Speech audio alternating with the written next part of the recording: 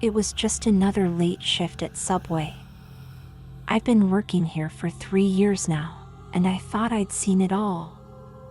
Drunk customers, picky eaters, even the occasional health inspector.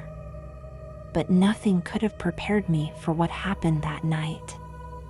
The fluorescent lights buzzed overhead as I wiped down the counters. It was almost closing time, and I was looking forward to heading home. That's when I heard the bell chime. Great, a last-minute customer. Welcome to Subway, I called out, not bothering to look up. What can I get started for you? Silence. I raised my head, expecting to see an indecisive customer studying the menu. Instead, I found myself staring at an empty restaurant. The door was closed, and there wasn't a soul in sight. Hello? I called out, my voice wavering slightly. No response. I shook my head, convincing myself it was just my imagination. I must be more tired than I thought. As I turned back to my cleaning, a chill ran down my spine. The air had suddenly grown cold, and I could see my breath forming little clouds in front of me. That's when I heard it. A low, guttural growl coming from the back room. My heart started racing. We didn't have any pets at the store, and there was no way a stray could have gotten in. Is someone there? I asked, trying to keep my voice steady. The growl grew louder, and I could hear something scratching against the metal shelves. Every instinct told me to run, but curiosity got the better of me. I slowly made my way towards the back room, grabbing a bread knife for protection. As I pushed open the door, the smell hit me like a truck. It was the stench of rotting meat, so strong it made my eyes water. The room was pitch black. I fumbled for the light switch, my hands shaking. When the lights flickered on, I wished they hadn't. The shelves were covered in a thick, black mold that seemed to pulse and writhe. And in the corner, hunched over a pile of moldy bread, was something. It turned to face me, and I felt my blood run cold. It had the body of a man, but its skin was a sickly green, covered in oozing sores. Its face was elongated, like a horse's snout, with rows of razor-sharp teeth. What are you? I stammered, backing away slowly. The creature tilted its head, studying me with milky white eyes. Then it spoke, its voice a raspy whisper that seemed to come from everywhere at once. I am what you've made me, it hissed. Years of processed meats, chemical preservatives, and discarded food. I am the amalgamation of your waste, your greed, your disregard for nature. I couldn't believe what I was hearing. This had to be a nightmare. I pinched myself, hard, but nothing changed. The creature was still there, slowly advancing towards me. Stay back, I yelled, brandishing the bread knife. The creature let out a laugh that sounded like nails on a chalkboard. Your puny weapons can't harm me, it growled. I've been growing stronger with each passing day, feeding on your leftovers, absorbing the chemicals you so carelessly use. I turned to run, but the door slammed shut on its own. The lights started flickering, and I could hear more growls coming from different parts of the restaurant. The creature wasn't alone. What do you want? I asked, my back pressed against the wall. The creature's mouth stretched into a grotesque smile. We want what you've taken from us.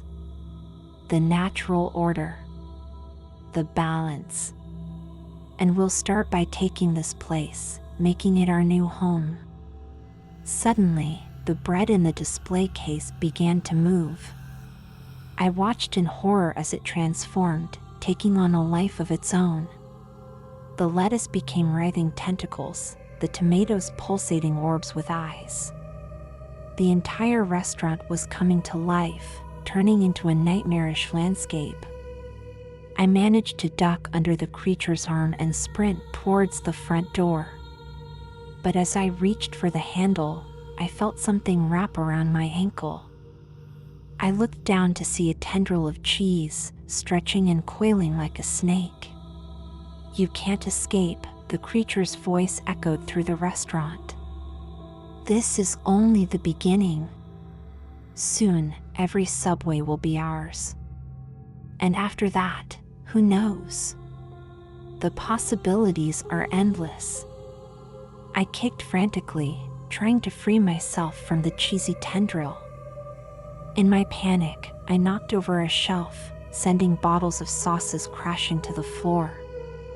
The creature let out an ear-piercing shriek as the sauces splattered across its skin, causing it to smoke and sizzle. That's when I realized the preservatives in our sauces were its weakness. I grabbed a bottle of Chipotle Southwest sauce and sprayed it directly at the creature's face. It held in agony, its flesh melting away like candle wax. Taking advantage of its distraction, I made a run for the door. As I burst out into the cool night air, I could hear the creature's anguished cries behind me. "This isn't over," it roared. "We will spread. We will grow. And next time, you won't be so lucky." I ran until my lungs burned, not daring to look back. When I finally stopped, gasping for air in a nearby park, I realized the full horror of what had just happened. It wasn't just my subway. The creature had said every subway. How many more of these abominations were out there, growing in the dark corners of fast food restaurants around the world? I knew I had to warn someone, but who would believe me? The police? Health inspectors? They'd think I was crazy. And even if they did believe me, would it be enough to stop what was coming? As I sat there, trying to catch my breath and make sense of it all, my phone buzzed. It was a text from my manager.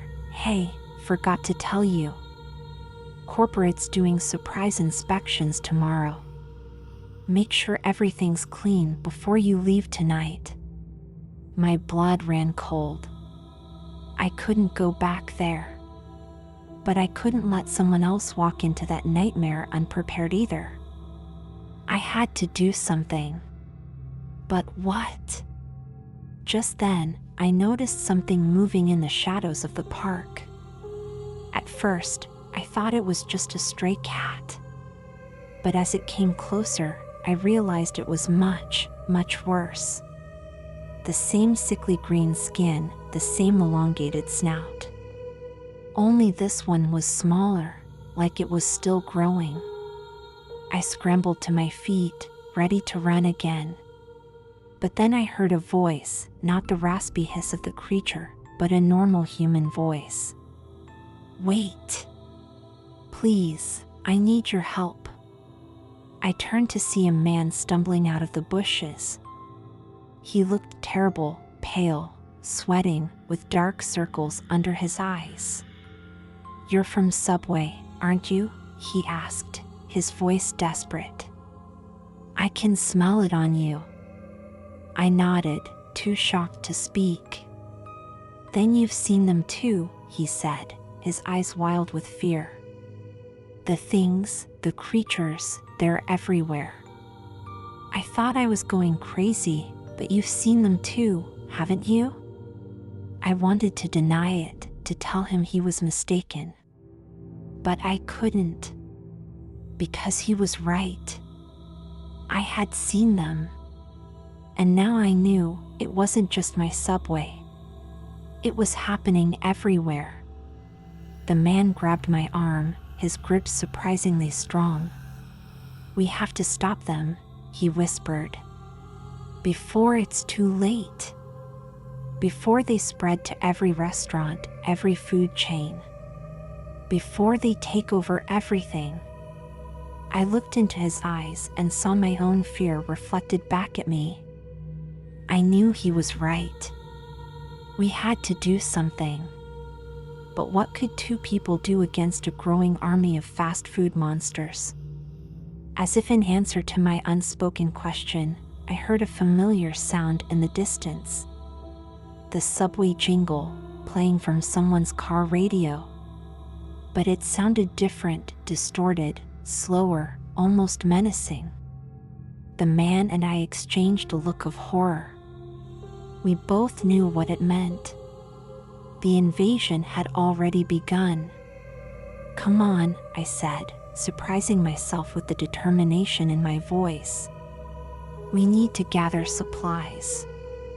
If sauce hurts them, imagine what bleach or ammonia might do." As we hurried out of the park, I couldn't shake the feeling that we were already too late. The creatures were out there, growing stronger every day. And they were hungry. As we hurried through the dark streets, my new companion introduced himself as Dave, a former subway manager who had first encountered the creatures a month ago. He'd been on the run ever since, trying to warn others, but no one would believe him. "They're evolving," Dave whispered as we ducked into an all-night convenience store. At first, they were just mindless beasts. But now they're getting smarter. Organizing. We grabbed bottles of bleach, ammonia, and anything else we thought might be effective against the creatures. As I reached for a lighter, my hand brushed against a crumpled piece of paper on the shelf. Curiosity got the better of me, and I unfolded it. My blood ran cold as I read the hastily scrawled words, "They come at night. They wear our faces. Trust no one." The handwriting was shaky, as if written in a panic. "Dave," I called out, my voice trembling. "You need to see this." He hurried over, his eyes widening as he read the note. "It's worse than I thought," he muttered. "We need to move. Now." As we left the store, a thick fog had settled over the city. The streetlights cast an eerie glow, creating twisted shadows that seemed to move on their own. In the distance, I could hear what sounded like hundreds of voices chanting in unison, but the words were unlike any language I'd ever heard. "What is that?" I asked, my heart pounding in my chest. Dave's face was grim. "It's their call. They're summoning others." We quickened our pace, heading towards the industrial district where Dave said he'd set up a makeshift base in an abandoned warehouse. As we walked, I couldn't shake the feeling that we were being watched. Every rustle of leaves, every distant car horn made me jump. Suddenly, Dave grabbed my arm, pulling me into a dark alley. "Look," he whispered, pointing towards a group of people walking down the street. At first glance, they looked normal, just regular folks out for a late-night stroll. But as I looked closer, I noticed something off about their movements. They were too fluid, too synchronized. One of them stopped, turning its head 180 degrees to look directly at our hiding spot. Its face was human, but its eyes were completely black, reflecting the streetlights like polished obsidian. I stifled a scream as Dave pulled me further into the shadows. We held our breath, not daring to move as the group passed by. Once they were gone, Dave spoke, his voice barely audible. "They're infiltrating. Taking human forms. It's happening faster than I thought." The rest of our journey was a nightmare of narrow escapes and heart-stopping moments. We saw more of the changed humans, some still in the process of transformation. I'll never forget the sight of a woman's face melting away like wax, revealing the monstrous visage beneath. When we finally reached the warehouse, I was on the verge of collapse. Dave ushered me inside, quickly barricading the door behind us. The interior was dimly lit by a few battery-powered lanterns, illuminating walls covered in maps, newspaper clippings, and hastily scrawled notes. "Welcome to the Resistance," Dave said, gesturing around the room. "It's not much, but it's all we've got." As my eyes adjusted to the dim light, I realized we weren't alone. A handful of people emerged from the shadows, all former fast food workers, all with the same haunted look in their eyes. One of them, a young woman named Sarah, approached us. "Did you get the supplies?" she asked urgently. Dave nodded, emptying our bags onto a nearby table. Sarah immediately began mixing chemicals, creating what she called purification bombs, our best defense against the creatures. As the others worked, Dave pulled me aside. "There's something you need to see," he said, leading me to a back room. What I saw there nearly broke my mind. In a large glass tank, floating in a murky liquid, was what looked like a half-formed Subway sandwich. But it was alive, pulsating with an unholy energy. Veins of glowing green ran through it, and I could see tiny mouths opening and closing along its surface. What is that thing?" I asked, fighting the urge to vomit. Dave's voice was grim. "We think it's their queen, or maybe their god. We found it in the basement of a Subway that had been completely taken over. It's the source of their power." I couldn't take my eyes off the abomination. As I stared, I felt a strange pulling sensation in my mind, as if it was trying to communicate with me.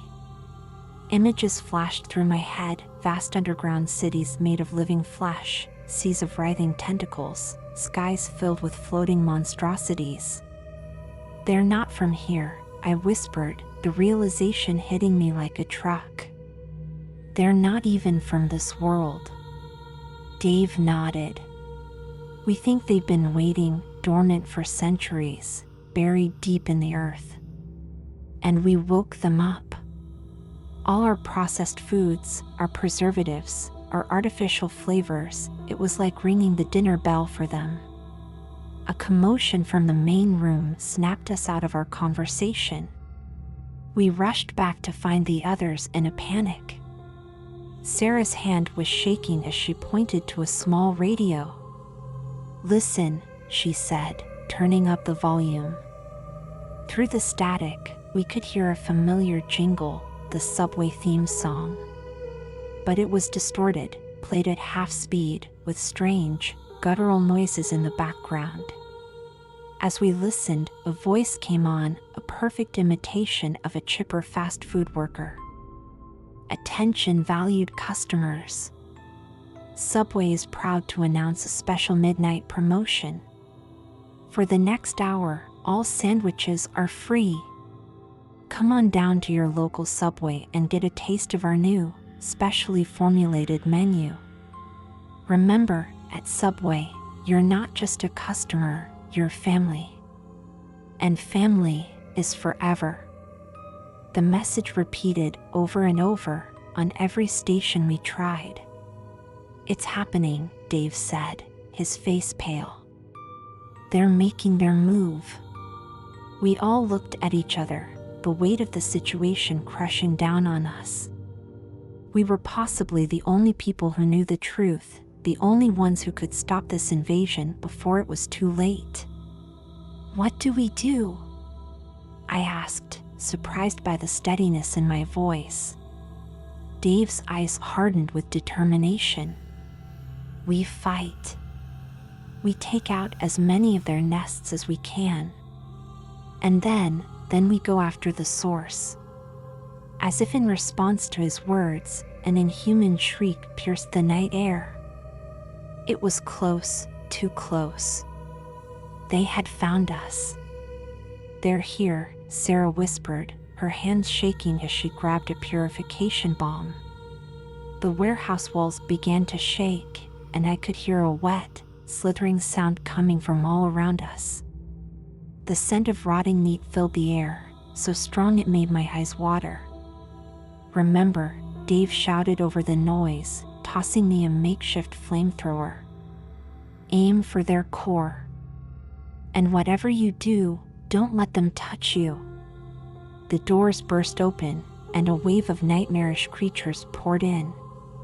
Some looked like twisted parodies of Subway sandwiches, others like monstrous combinations of human and food.